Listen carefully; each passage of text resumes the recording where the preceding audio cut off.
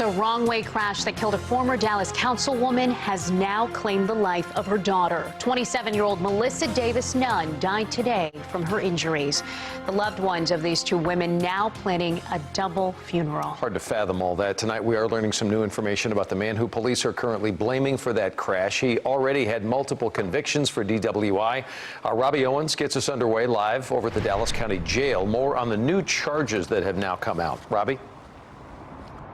Well, Doug, Jonathan Moore now facing 2 counts of intoxication manslaughter. We have obtained the arrest warrant affidavit in the case. It tells us that at the scene, he told police that he had fallen asleep at the wheel. He denied drinking, but said that he had taken the drug Xanax. I spoke with representatives today with Mothers Against Drunk Driving. They tell me it doesn't matter whether it's alcohol or drugs. Impaired driving sets the stage for a tragedy. From crash sites to courtrooms. I waited for this day to say it, and I just can't find the words, the right words to say it. We have chronicled the lives lost and families destroyed by drugged and drunken drivers. We know that these people will offend again, but yet we're turning them loose on our streets and jeopardizing the general public. Ron Sylvan is with Mothers Against Drunk Driving. He says after years of declining numbers, drunk driving deaths are again on the rise, right here at home. There's no place in the entire country where you're more likely to be hit by a drunk driver than in the DFW Metroplex. He says Texas needs tougher DWI laws, more money for enforcement, and more consistent sentencing.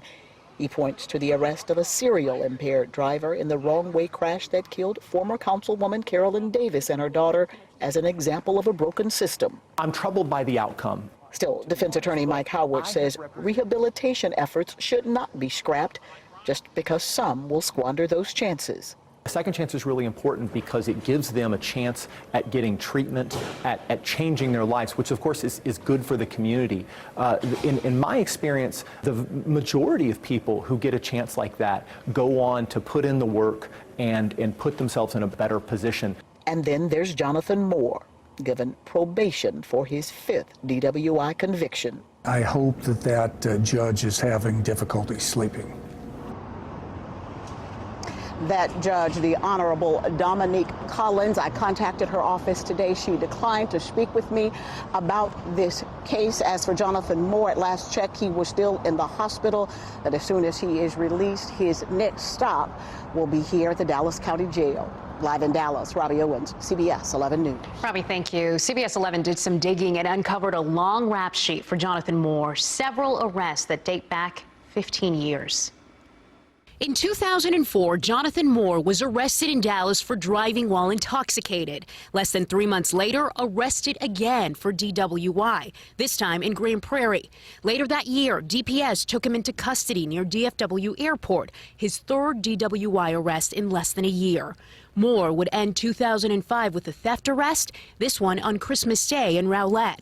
Flash forward to 2011. Moore is arrested in Irving for possession of a controlled substance. He makes it 2 years until his next arrest, 2013 in Irving, driving while intoxicated. And we just learned this afternoon about another DWI arrest for Moore, a charge in Tarrant County that dates back to 2006.